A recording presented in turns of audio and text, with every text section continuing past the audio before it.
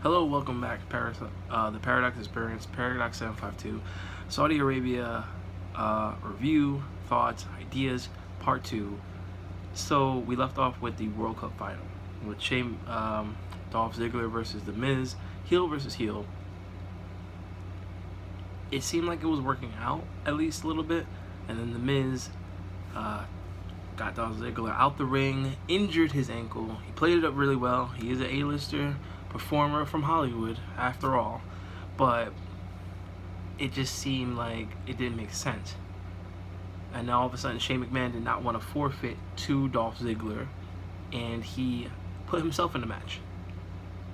And to have the best in the world of all these athletes who gave their all to wrestle, to give their all, to sweat it out, bleed it out. Some of these guys were bleeding out of the mouths and everything like that.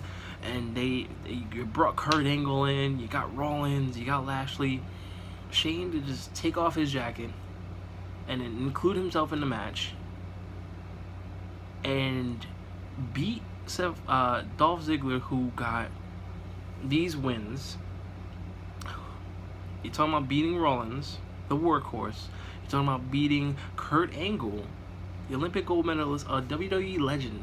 So Dolph Ziggler has that on his back. Like, he has that. He's got a win. He's got a W, a solid, clean W against Kurt Angle.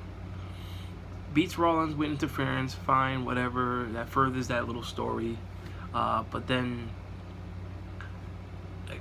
Shane McMahon just comes in, dubs some moves. Baron Corbin gets taken out from ringside. God, it just didn't make any sense. Yes, the Saudi Arabia crowd ate it up,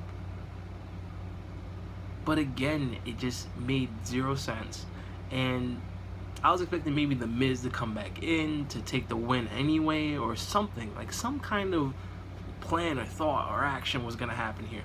No, you just had Shane McMahon beating Dolph Ziggler around, hitting his coast to coast that he does, that he stole from Rob Van Dam. Hey, for a 50-year-old guy, he could hit the coast to coast. I probably would have landed square in the middle and it died. He hit the coast to coast. Good job. Hey, he's the best in the world. Literally has to be a shot at CM Punk for the best in the world gimmick stuff. And probably maybe Jericho, because he's been doing the best in the world stuff recently. But definitely a jab at either of them. He gets the trophy. And then just parading around like he did everything. Like, he went through the whole tournament. He went through the brackets and then the quarterfinal, semifinal, everything. Like, he did himself. He didn't. He just came in at an opportune time, got it, and stole it. I mean, this has to be a heel turn, right? I'm assuming. I mean, great that he could hit the coast to coast. Terrible that he had to just include himself and then do this. It just seemed like an ego move. I don't know. And then let's talk about the biggest ego moves. DX versus the Brothers of Destruction. Tag team match to finish the pay-per-view. We're talking about 200 plus years of age in the ring. It didn't work out too well. Some people would be like, oh, you just want flips and craziness and blah, blah, blah. I understand there's storytelling in the match. There's a background, years in history, a background between all the competitors. But no, these guys need to stop. They were slow. They were going... It wasn't even going through the motion. The only person that actually held up their part was probably Triple H and Shawn Michaels. Because, I mean, hitting a moonsault at his age, not picture perfect, but still a decent moonsault compared to a lot of other people I've seen hit moonsaults. That was pretty amazing to see. Let me just say this outright. Shawn Michaels is probably one of my top favorite wrestlers of all time. But seeing Shawn Michaels as he was now, it was just a little sad. It's just that it's almost as sad as Undertaker now, because you don't really want to see Undertaker that way. Slow moving, not hitting his moves right, not doing anything. The whole match just took too long. and there was a lot of breaks during the match. It wasn't hitting the note that it should have. Nobody hit their moves correctly. Besides Shawn, he actually hit the switch shit music, but it seemed like he couldn't connect to the face, so he connected to the chest of Kane. And then we got the worst pedigree in the world, where it seemed like Triple H just kind of just landed on his knees. He didn't even jump up. It was just like a baduh, like he just landed. Kane hit probably his worst choke slam I've ever seen on Shawn Michaels. That just seemed like there was no effort put into it. There was a great botch where Triple H ran himself into the barricade somehow with The Undertaker, and The Undertaker took the brunt of the fall of that. I have no idea how that worked. It was just terrible. But I mean, they hit the good spots. The crowd ate it up. Nostalgia's sake, it was okay for nostalgia's sake, I'd say that. But as a match, as how it went, as how it goes, no. Triple H is probably the only one who can consistently probably still put on matches, and he got injured from that match. So he's probably not going to be in any WrestleMania or any kind of matches for the near future. The rest of them, Undertaker needs to stop. Great to see Shawn Michaels come out of retirement just one more time, but I honestly would have wished he would have kept his word. I'm sorry. His last match with Undertaker is a classic. This was not a classic. This was not a clinic. This was not anything but nostalgia's sake. Everybody just trying to just jump on it and then make it seem like it's better than it was. It was not better than it was. It was terrible. And nobody should applaud it. Alright? Yes, they hit their spots and here and there, but no, it was bad. I understand they're older. And then we should applaud that they actually went out there and then tried to put on a good, decent match. But anybody saying that this was amazing, this is a great match, no, you're wrong. And I'm sorry, but this is my opinion. It was not a great match. It just showed that there was either too many egos or too many people getting paid a lot of money just to come out of retirement and doing too much stuff. I'm gonna give it a D. People would be like B, no, D, oh, the other opposite way, right? A D for that. Sorry, it was terrible, in my opinion. I like the pyro, I like the fireworks, I like the whole presentation of the pay-per-view. It was good. Here's what I personally thought was gonna happen, or what I would have done.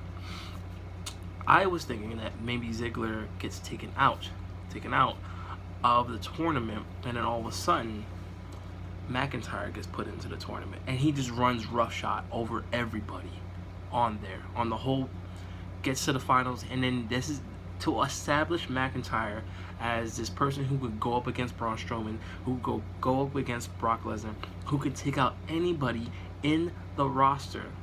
You have McIntyre take Ziggler's place and then have McIntyre run roughshod over everybody. That's what I thought was going to happen. The other thing that I thought was going to happen, other scenario, would have been Rollins gets to the finals, and then The Miz gets to the finals, and then Dean Ambrose causes Rollins the win, and then The Miz wins the cup. And I wanted The Miz to win because he would take it and he would gloat about it non-effing stop, like a good heel does. You just keep nagging people about it, and they make you hate more. Like, oh my God, you won. All right, shut up about it. But The Miz would keep going about it and then nagging about it, even saying he deserves a title shot against AJ Styles. He deserves title shots here, there, left and right, no matter what, because he won it. And he could rub it in Shane's face, he could run it in Daniel Bryan's face, and AJ Styles' face, and you could have kept going with that, leading to rivalries with AJ Styles, furthering the rivalry with Daniel Bryan. They didn't do that. The top title, which will be the Universal title, I honestly thought Braun Strowman was gonna get the green light. I really wanted him to get the green light. I wanted them to pull the trigger. You set up a man to be so strong, to be so dominant, to be the one to destroy everyone. And you cast it aside. You cast it aside to pay somebody who doesn't give a crap about the industry more money, and now the Universal title is going to be like null and void. It's not going to be there. It's going to be gone until Survivor Series. You're going to have Heyman coming out, applauding. Oh, this opponent is really great. My name is Paul Heyman, and the opponent is really dominant. He's a great guy. But Brock Lesnar. It's been the same crap for a couple of years now, and I'm really tired of it. And if Brock is gonna just keep putting on these 5-minute matches, I don't want any part of it. The Universal title is meaningless, in my opinion. It needs to be destroyed, and they need to go back to the big gold belt from WCW, bring that back, and maybe an actual WWEF title. Bring back the winged belt, bring back nostalgia. Those are the good belts. Bring those back. We don't need Laffy Taffy belts, red and blue flavor. We don't need that crap. Tag titles, I felt like maybe there should have been like a 3 or 4-way match between the tag titles. I don't know any other competitors that would actually fit into that concept of that. It should have been more than just the Bar and New Day. We've seen that before. We don't need to see that again. The last thing, probably Nakamura Rusev. As again I said, Rusev should have gotten the W. Should have gotten the win. That way you had a title change within the pay-per-view, which everybody was like, wow, that's something different. Give Rusev his shine. Rusev Day is a thing. People are behind Rusev. Over and over again, he's proven he could get over. He could get over. And then they cut him off. I wouldn't be surprised if Rusev decides to be like, you know what? I'm not renewing. I'm going to Japan, where he'll be treated great. So would Braun Strowman. Braun Strowman would be a champion in no time. He'd probably be a Bullet Club leader, if anything. Alright, so that covers up most of everything. Again, this is just my thoughts and opinions. My grades. How are the overall grade for this pay-per-view? Probably like C minus D. It felt like a house show, glorified and stupefied. And it left me stupefied. And many other people. You put emphasis, the top of the card is, I'm gonna sound disrespectful, a bunch of geriatrics, and I'm sorry. It should have either been Brock versus Braun or AJ versus Joe. Put the titles as a top thing. Stop putting everybody else or these old school veterans that should have been retired as the top of the card. Stop doing this. My opinion, I respect your opinion. Say your opinion if you want to. Sound off. Paradox 752 out. Paradox Experience. Good night.